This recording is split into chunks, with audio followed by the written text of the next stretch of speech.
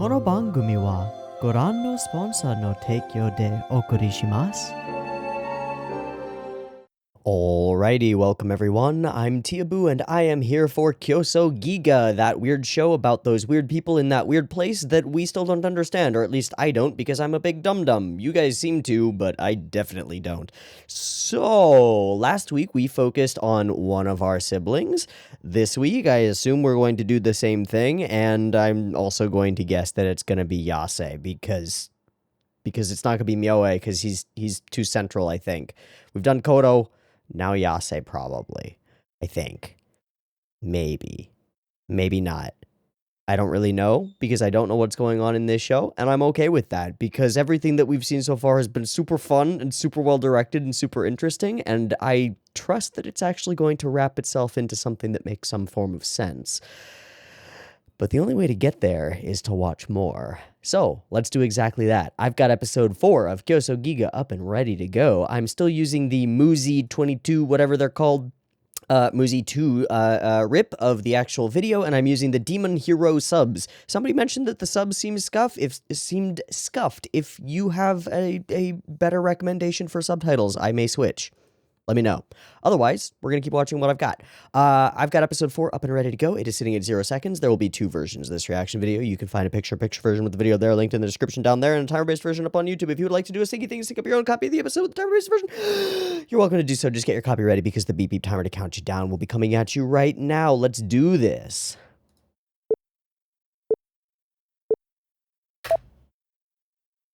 Welcome. Yes.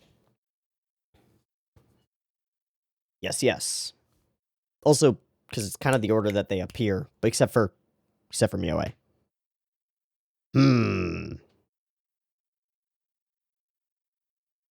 Our very colorful OP begins. Lovely. I have a pen, right? I have a pen. Okay.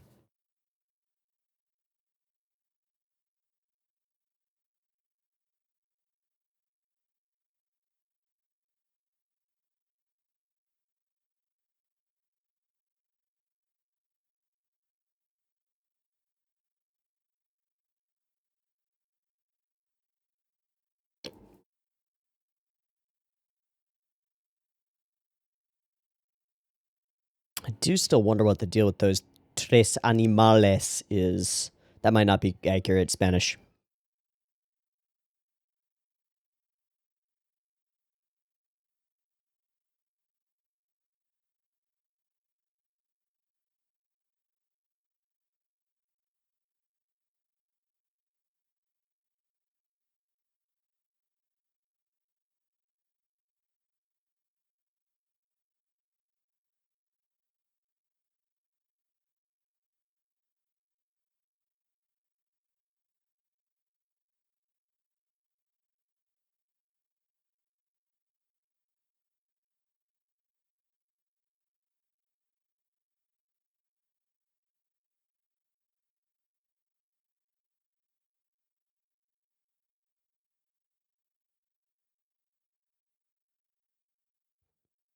Y'all say stuff?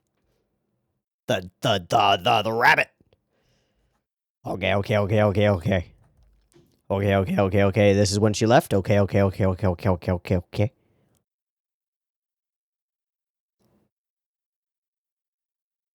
And then she was mad at Kurama for something with the rabbit, right? And then we've seen the rabbit being the rabbit that Kodo has. Okay. Transition.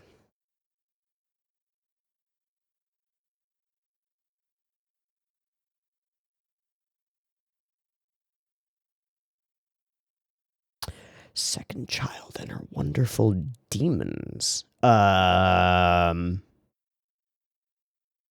is everything floating?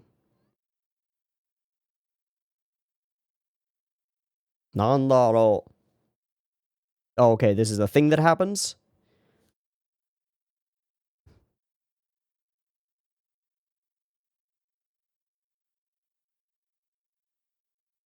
Nande? Doshite?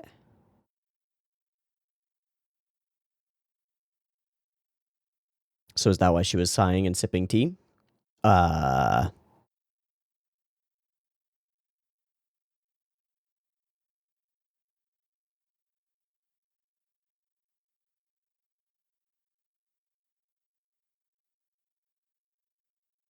Everything that's unneeded floats away?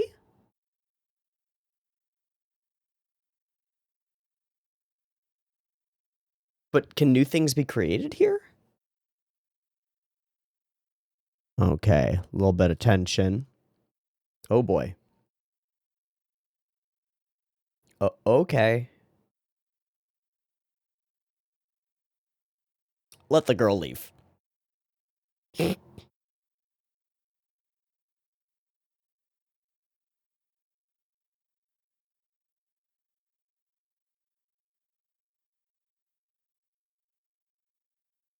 You just touch things and they go bye-bye?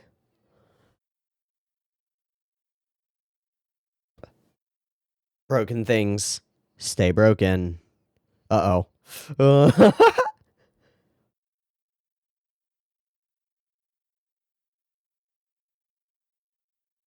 Hmm. And now we say it explicitly. Thank you, show. Mm-hmm. Mm-hmm. Why is the Aratama different? He doesn't know. Oh, he does. Do you know? Oh, they're gone. Okay, you don't know. Good. Good, cool, because now I feel less lost.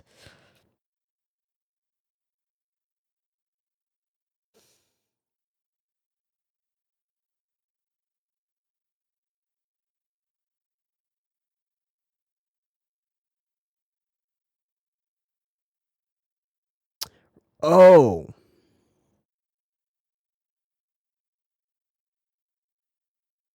You cannot destroy things, but you can let them go. And what is the station? Oh, hello.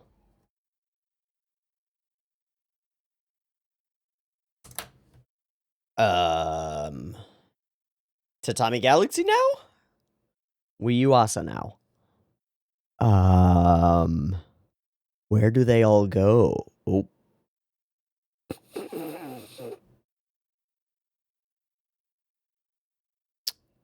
Oh, do not. No, no, no, no, no, no. Oh, boy. Yasi's gonna kill a bitch. Oh, no, that was the cup she was... Oh, Yasi's gonna kill you. No, no, no. Oh.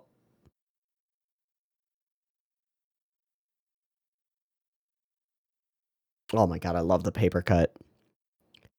You're just letting it all go. Drawings of mother. As mother.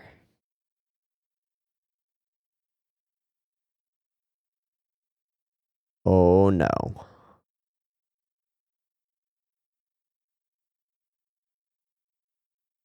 Uh-oh.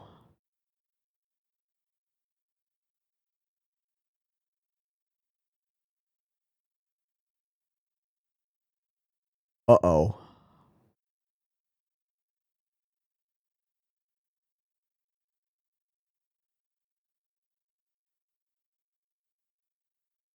You done goofed, little guy.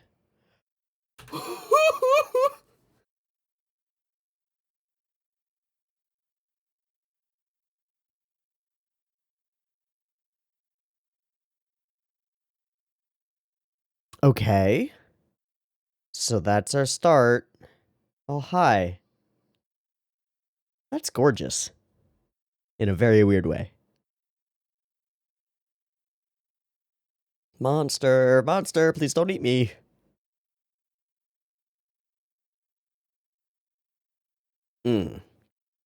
All terrified, I suppose.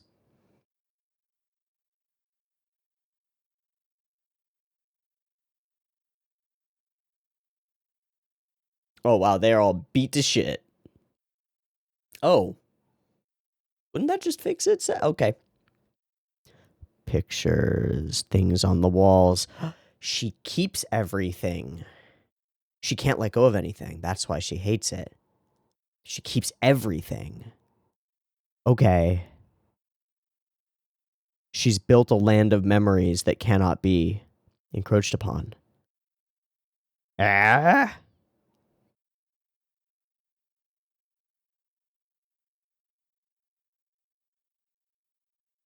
And did we go? Oh boy.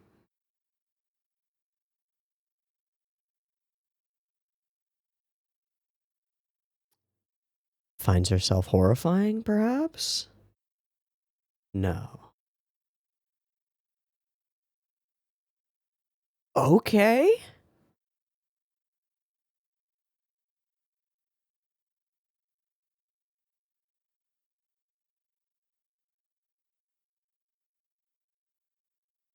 Why are there all these representations of... I should not get hung up on that.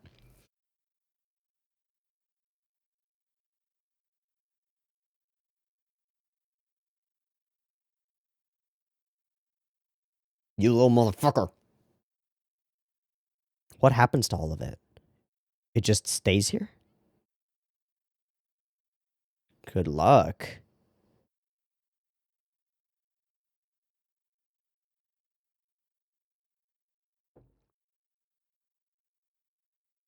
Great question.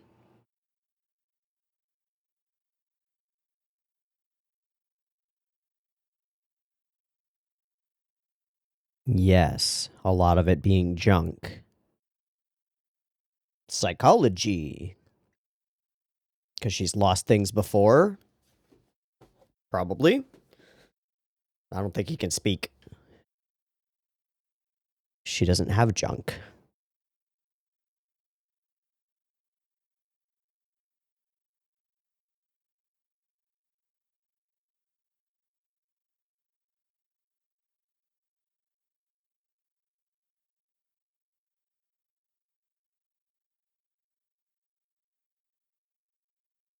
Oh.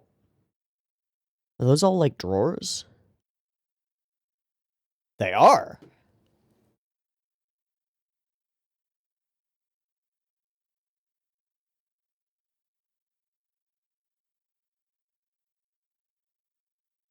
None this got. Ah. Ah. Lore, lore, lore, lore, lore. Is that a Durgan?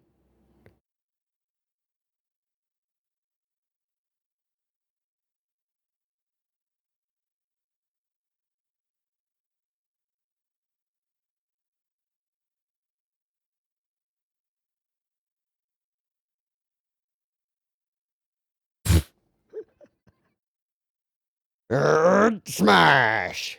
Excellent. Yeah.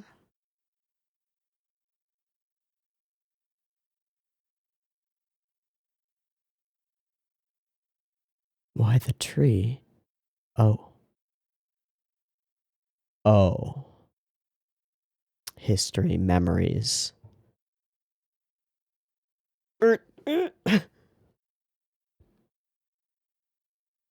Uh-huh, uh-huh. Okay, that's not fair, Yase. You goofball. Okay.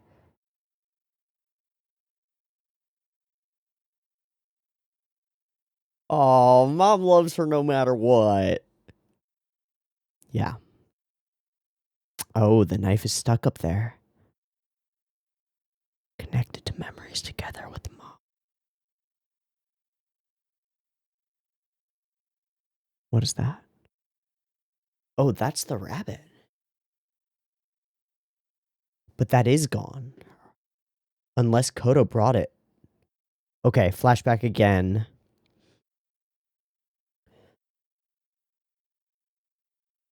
Oh. And they did in a way. They did. Just they also didn't.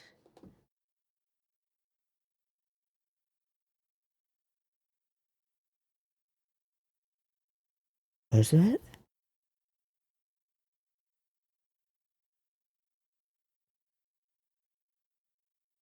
Oh.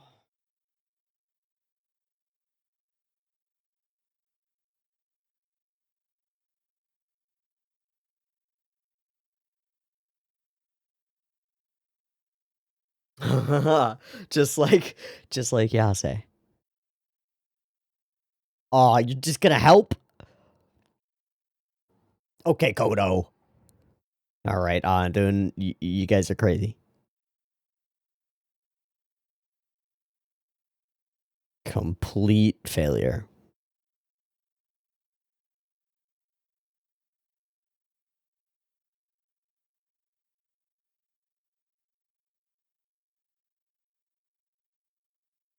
Hmm.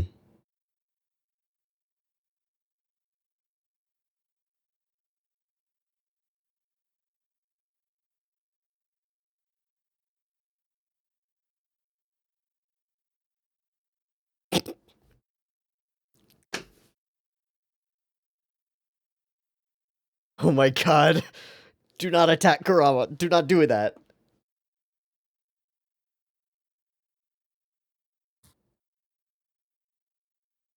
Hand it over or else. Oh, Jesus.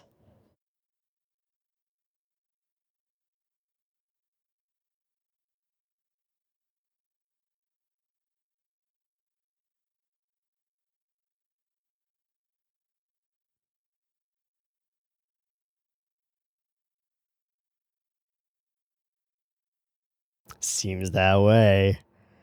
Wow, okay. We just dove deep into metaphor. Oh, yay.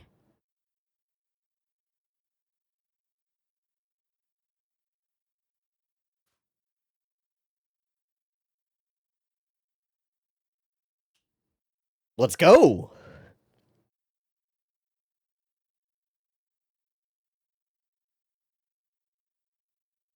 Dude, the soundtrack.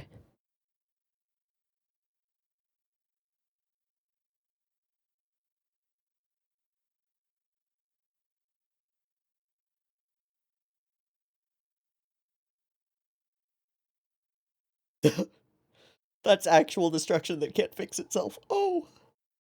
Yase and okay.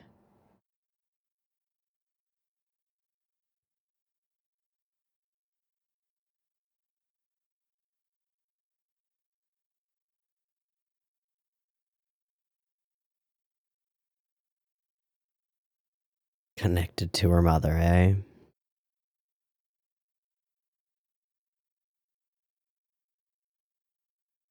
Well, check can be bitter. Yeah, okay.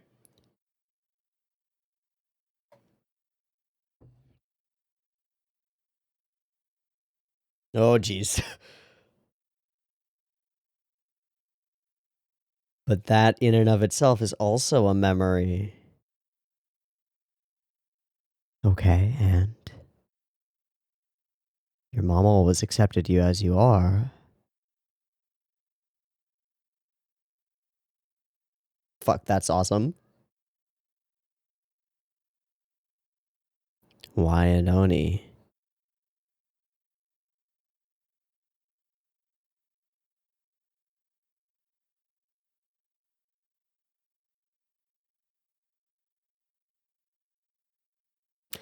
Shit, that's sweet.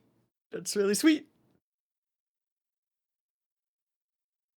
Alright, that is also really... Oh, okay. Never mind. Oh. Did she make the doll out of that? She did.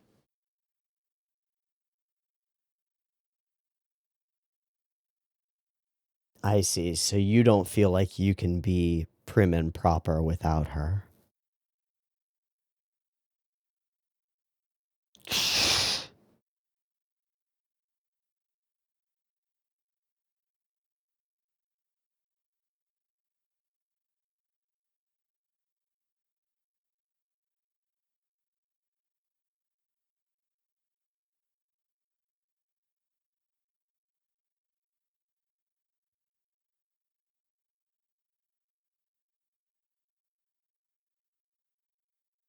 This might not be the time.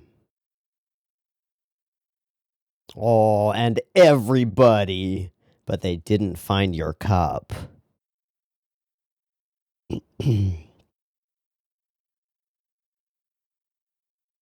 Dirty, happy, and successful.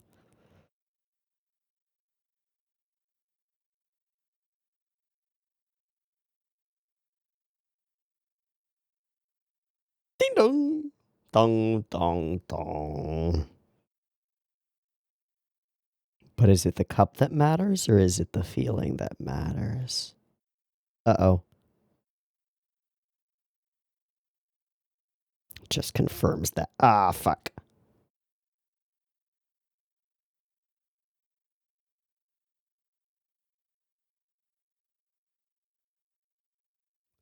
Borrowed. Uh-oh. Uh-oh. Uh-oh.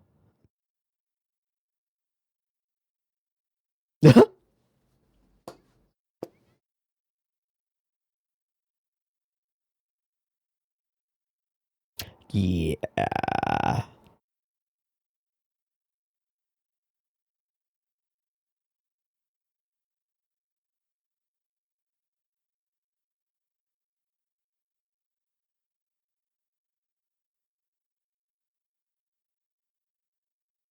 Are you surprised by that? Oh, fuck. Oh, she can't actually destroy anything, though.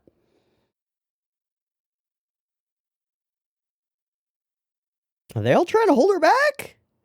Oh, guys.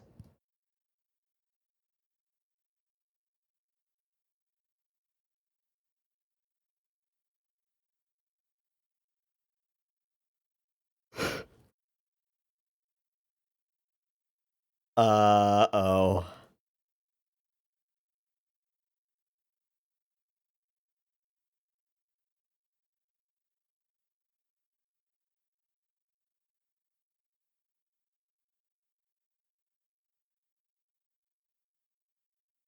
Ah! But not as you expect. At all. Thunk.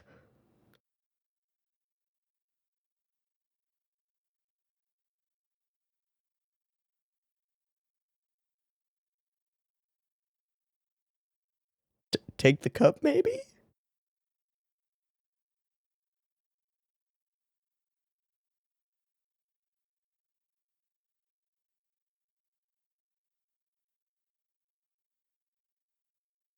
Mm-hmm. Kind of. Sort of. Maybe. Oh.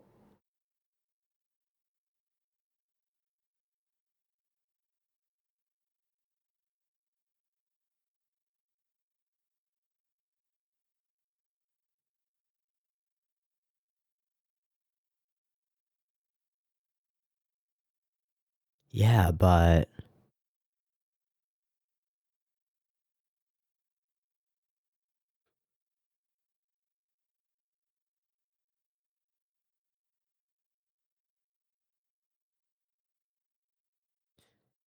You little fucker. You little fucker. This is all your fault.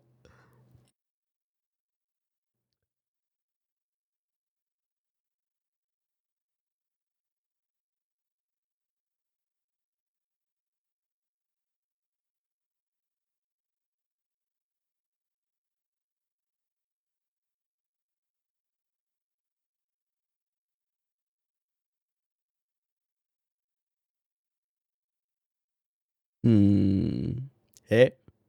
Ah. Oh, he's gonna take credit.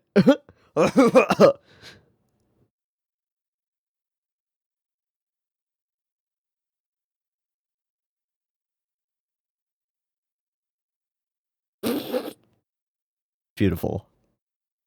To you. Entirely.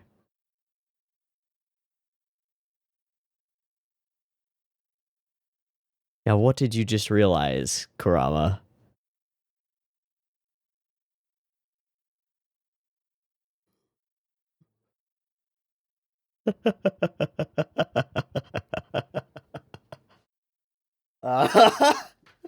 Right, back around we go. No, I need those.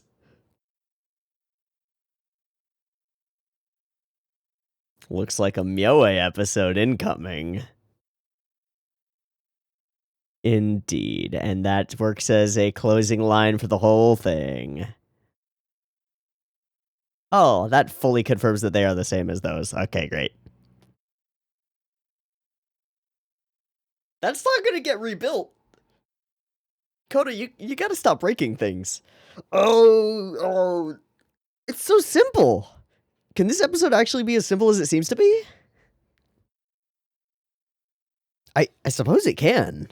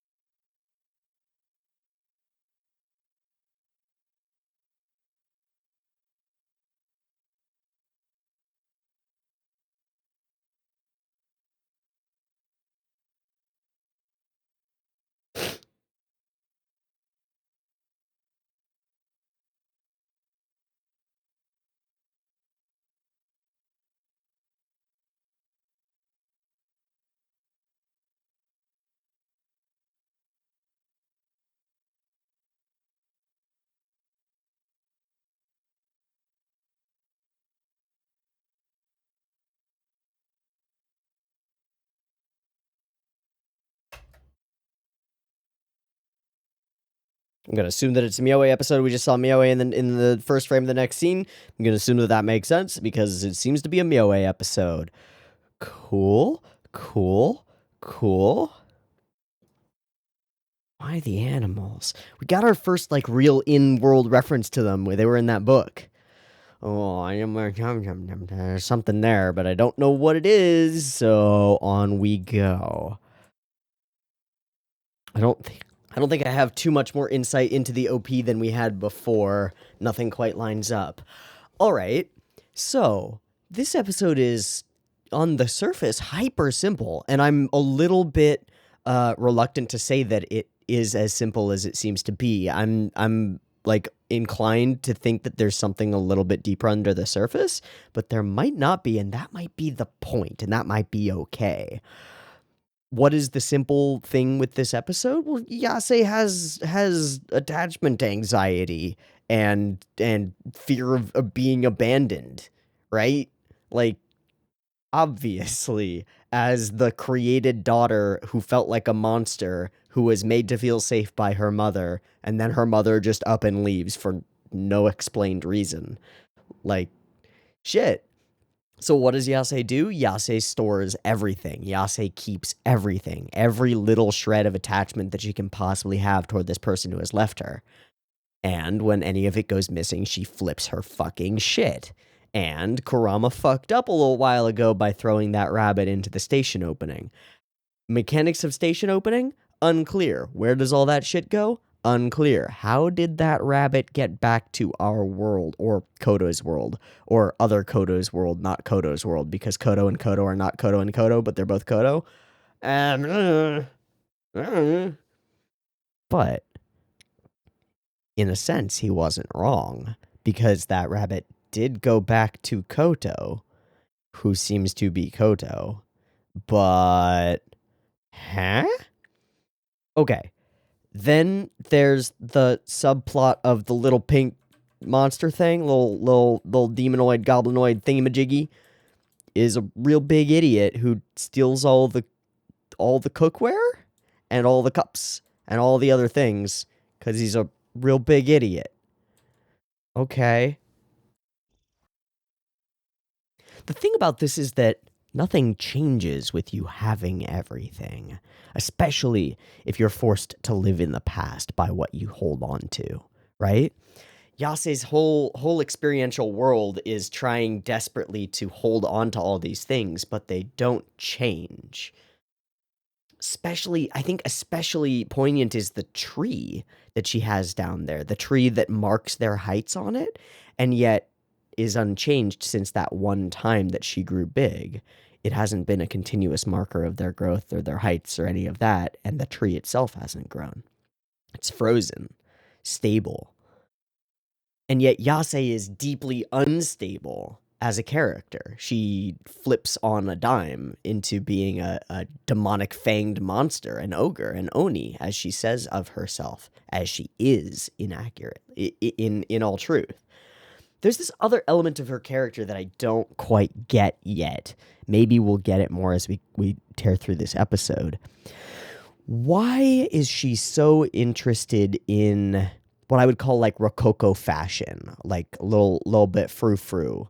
This particular style of hers, the butler that she has, some of her companions or creations, I'm unclear, and her way of existing, like her manner is whatever she wanted it to be at any point, right? And she wanted it to be an almost English style mansion with gardens and gazebos. I had to psychologically go on a major trip to find the word gazebo, because of the gazebo encounter, and that's how I knew what it was. Look it up. Look up the gazebo encounter. Gazebos are real scary. Nobody has any idea what I'm talking about. I'm gonna shut up now. But my question remains: why the why the Ojo curls? Why the frilly dresses? Why the like overdone hats? Why tea? Why all of these things? Because these are not her mother's things, right? We we get some elegance from Kodo, her mother, but this is something that Yase is herself. And maybe it's just an artistic decision on the point on the side of the creators to build this character who is an insane monster right underneath the frilly dress. Either way, it's interesting and weird. I also really like the lighting of this scene. It's blown out. It's a little bit too much, and that frames her in a really cool way. Okay, so then we get this mysterious occurrence, which leads to a lot of the curiosity that I experienced during this episode, which is what's going on. And we slowly, in a very show don't tell kind of a way, have people just, like you enter this city, or we enter this city as Kodo through her viewpoint, right? And we see this thing that everybody seems to understand, but we don't understand, where people are dumping out apparently all of the things that they don't need, and they just float away to the station opening. Is that a portal to another world? Is that what does that mean? I don't know. Why would anybody tell you? They just know that this is a thing that happens every however long it happens, or however long it takes between this thing happening. And everybody just goes along with it.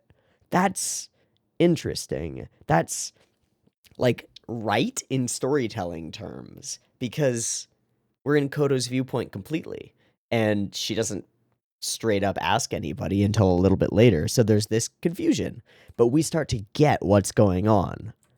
In the same way, like imagine you had never lived in civilization. You're an alien come to our planet, and every day everyone on all the streets takes blue, green, and gray bins and puts them out front of their houses. It's like, what? Why you doing that? What's the deal there? What are these for? And then you see the trash truck come by and you see it dumping garbage into the trash truck. You're like, oh, I kind of get it now. This is interesting. And I think, like, from a world building perspective, or a world demonstration perspective, because this element is already built into the world, it's how we learn about it that's interesting to me. I think it's really cool that we just see the thing with no explanation and then slowly uncover the explanation as we seek out our own goals over the course of the episode. The palpable tension between Yase and Kurama here is, well, you could cut it with a knife, or I guess a flung umbrella. I do like the repetition of this joke as well. Just popping that onto the end as well is lovely. Painting of the station opening occurring, interesting. And you can just touch things and like psychologically grant, I don't need this anymore, and it disappears. It flies away. And in this world, I suppose you can create things, right? So you just can't destroy things. But wait, what about like creating something out of something else? Do you destroy clay by making it into a cup and then firing it? I would say you do because it's no longer clay. That's more nitpicky than this world probably is about that kind of broad rule. So whatever. But what does this give us opportunity to show? It gives us opportunity to show that Yase, unlike most people, is incapable of letting go of things. Why? Because she's had things taken away from her and they mattered to her, and she's terrified of losing anything more. We also get ample opportunity to see that the rabbit is stuck to Koto's hammer, which will become a crucial point a little bit later. Also, I love Koto's voice actress over the course of the episode. It's really good. And then Kurama with cups.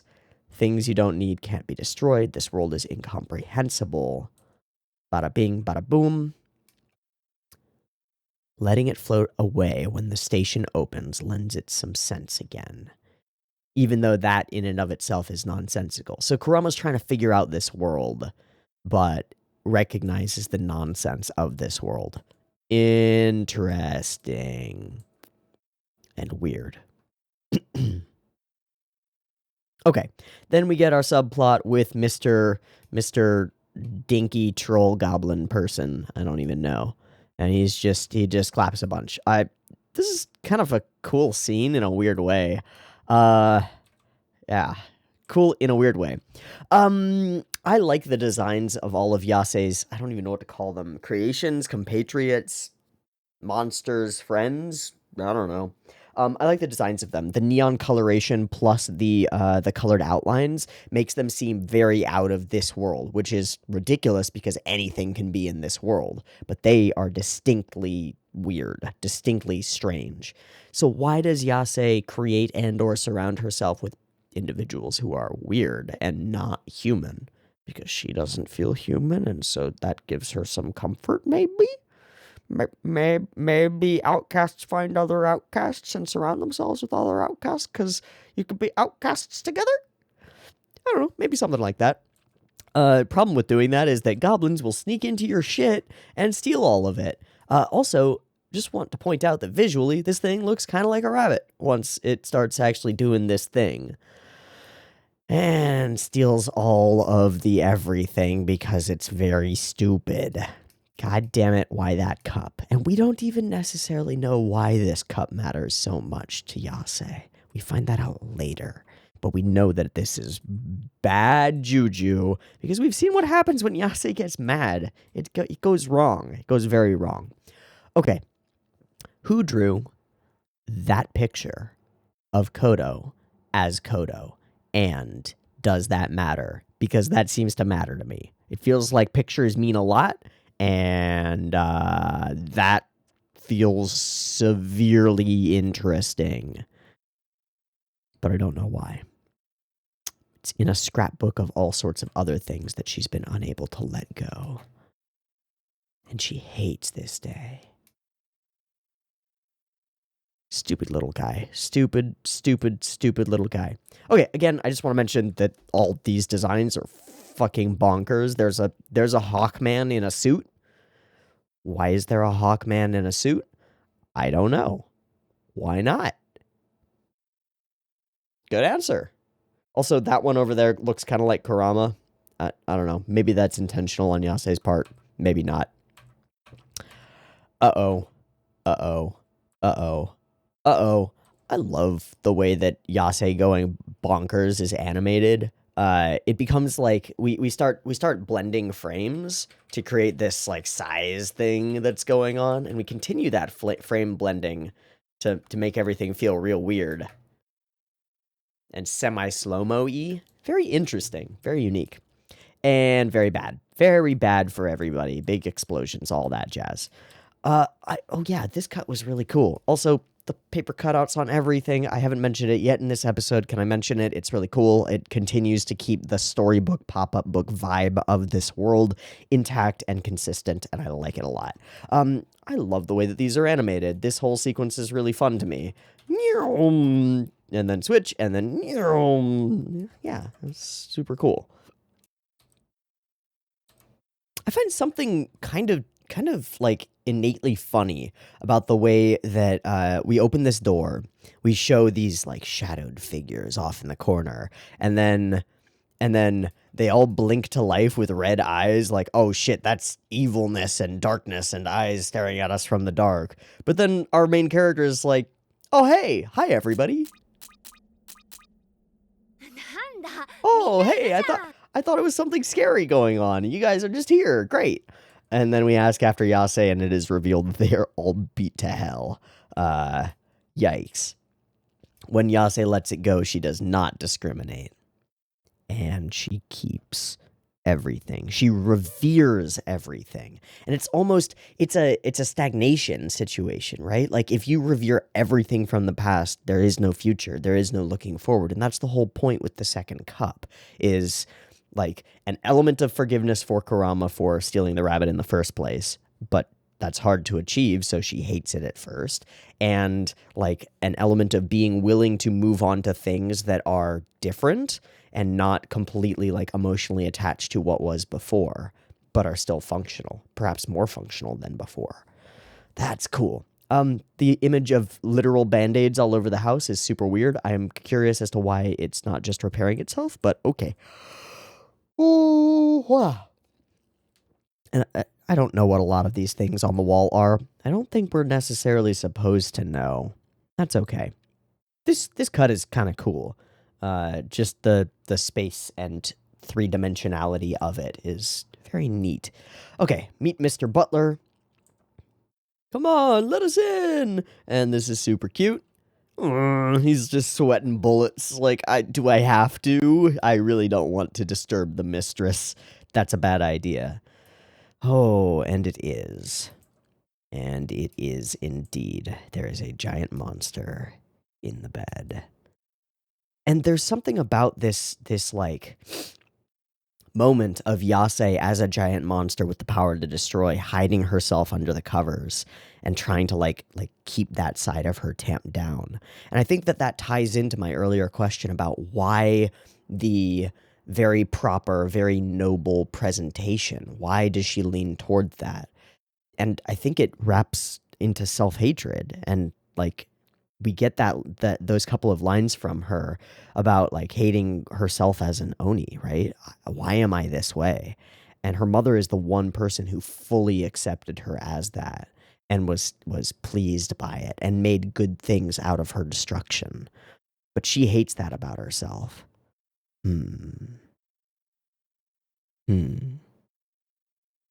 This episode is such a psychological deep dive into this character in a way that I did not expect. Not really. And I guess we're doing that. We've done that for all of them so far, figuring out where they're coming from.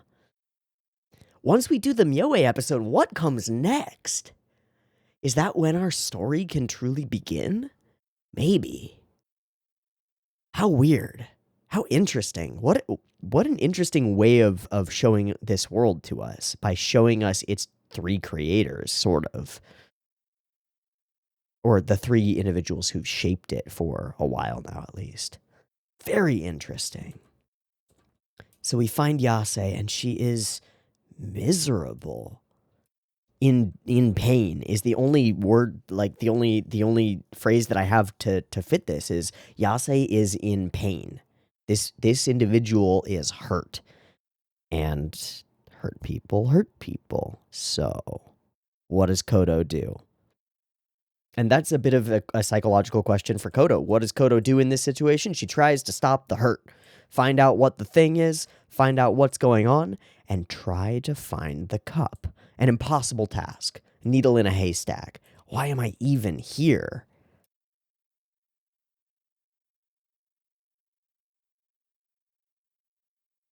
Why is she throwing nothing away, even if it's piling up and cluttering things?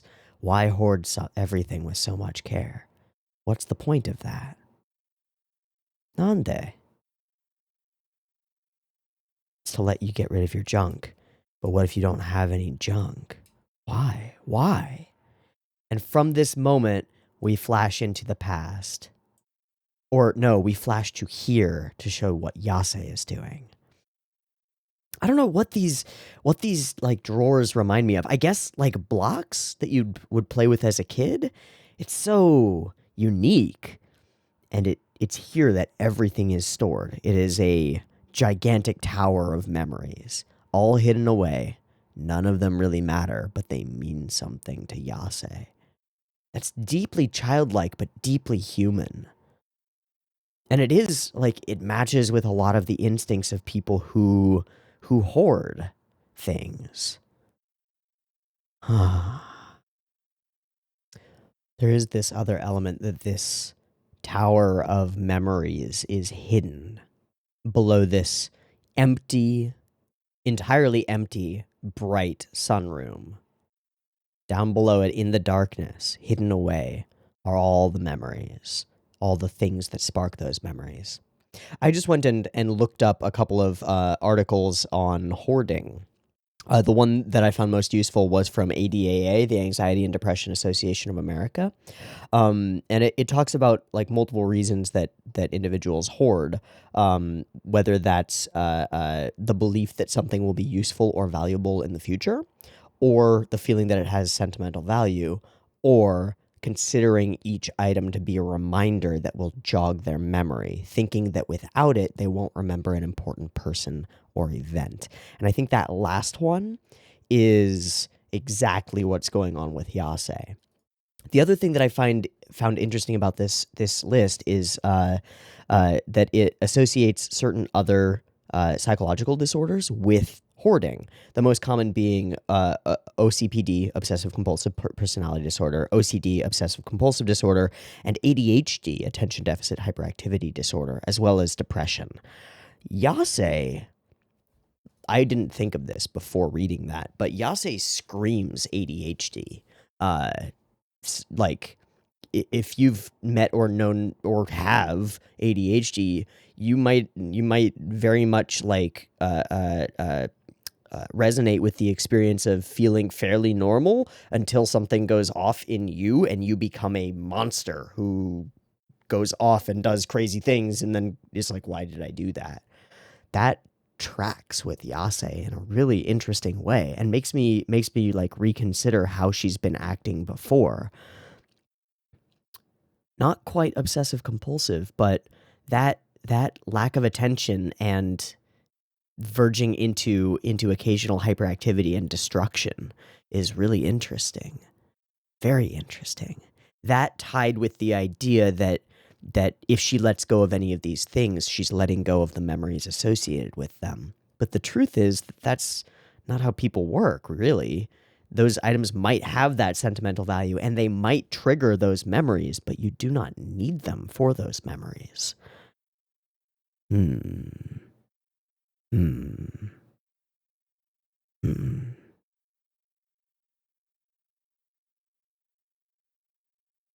We don't get anything that would indicate, like directly indicate shame around keeping all of these things from Yase.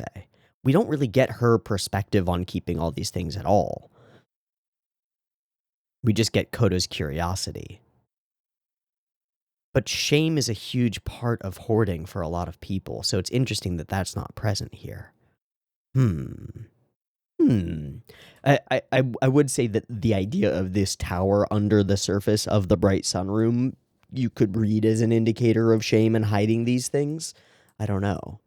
But she clearly does associate these things with powerful memories. She looks around this place and it opens up just a couple of drawers, and just those couple of drawers are enough to throw her into an emotional spiral of love but loss, right? Every part of it is she's not happy seeing these memories, remembering these things. They're lovely, but she's not happy about them. They sadden her.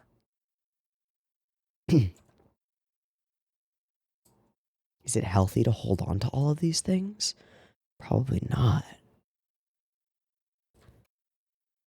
I love the visual language of this episode. Things like this, just the glowing out speedline background is so neat. And she's running toward these moments.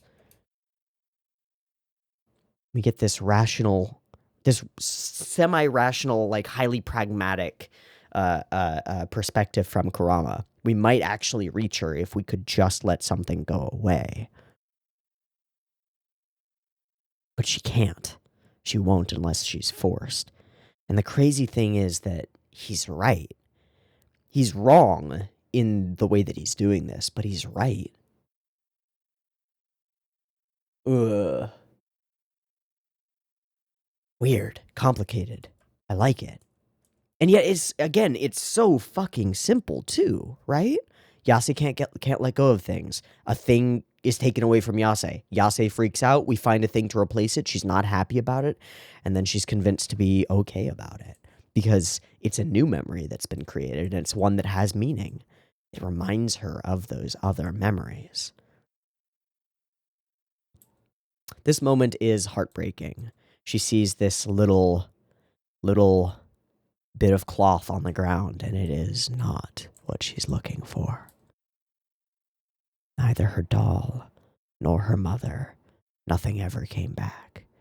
And so Koto is incensed. I must fix this wrong in this world. And so off Kraken we go. So we ask Kurama for his cup. Please. Please. Why the eye twitches from everybody? Is it because they're nervous about him doing this, or is it because they think this is stupid? Like, what? I don't quite get the eye twitches. That's okay, but I don't quite get it. I do love the pretty please with the, like, threat of, actually, I'm gonna kill you if you don't give me that fucking cup. And if she smacks a person with the hammer, do they just die? Oh, shit. That's dangerous.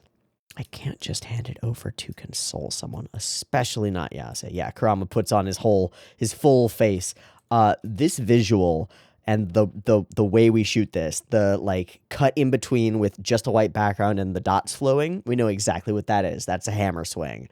Cool. Cut to his face half in shadow, dodging out of the way almost gleefully, almost happily that she takes this swing at him. Why? I don't know. I haven't the slightest. I haven't the foggiest. But that's how he seems. He seems pleased by this willingness to fight, I guess. Very interesting. Discipline yourself and drop the hammer. Yeah, I've figured out a lot of it. It's all your fault. I'm sure it's all your fault. Being her elder gives you no right to float away what she loves. Yeah.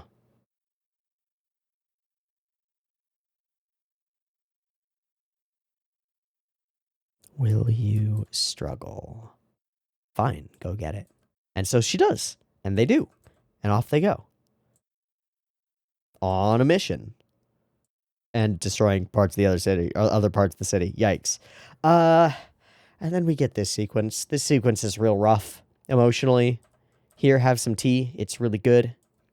This little cup is a memory, right? A moment. But so is this. So is chasing Kurama and Yakushimaru around. But why am I this way? Doesn't matter. You can be this way, and that's okay. Fucking thanks, Mom. That's super awesome. I could have been anything, but instead I'm this. You're a wonderful girl, too. Okay, when I grow up, I'm going to be like you is part of the reason why she expresses herself the way that she does. Trying to grasp that elegance that is Koto. Always watching over me, accepting me, loving me. But now she's gone, and all the memories have floated away, and they cannot come back. Nothing important ever comes back. But it can be replaced. Gaps can be filled. There's something so cool about this little panning shot. Just seeing the scuffs and scrapes and smiles on everybody's faces. Like, we did it! We got you a cup. We care. We're all trying to care about you. Why are you lost in those memories? We're here now. But it's not right. It can't be right. And this moment is the worst possible time for a new thing to be added to her collection, right? Because she's just gone through this psychological journey of realizing that nothing important ever comes back. You can't replace it. You can't have that memory again. It's gone. But is it? Is it really as shattered as that cup? Or is it, like everything else in this world, something that can be rebuilt? Kurama could never understand my feelings. Maybe. This whole sequence is really cool. Yase in a gigantic flaming something, destroying everything, and they all try to hold her back. Don't. We all love you. This is also just super cool cut-wise. Clong. But that's the moment that matters the most. Flick. Something familiar. Ding. Ding. She will come back. And in a sense, she has. Okay. Sound design. We go real quiet for this whole explosive fireworks sequence.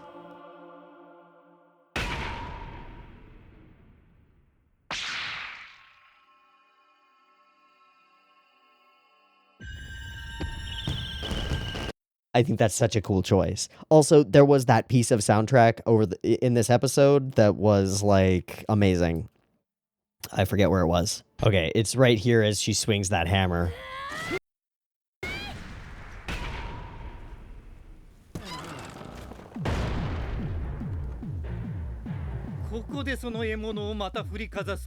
It's just so groovy, I had to mention it.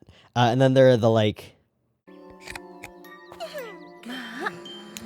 music box-esque, very nostalgia instantly. That is what that music speaks to me as. That's super neat. All of the sound design and the music choices are really good in this episode. And goofiness. I also like this idea. Like, before Kodo got here, was anybody having fun in this place?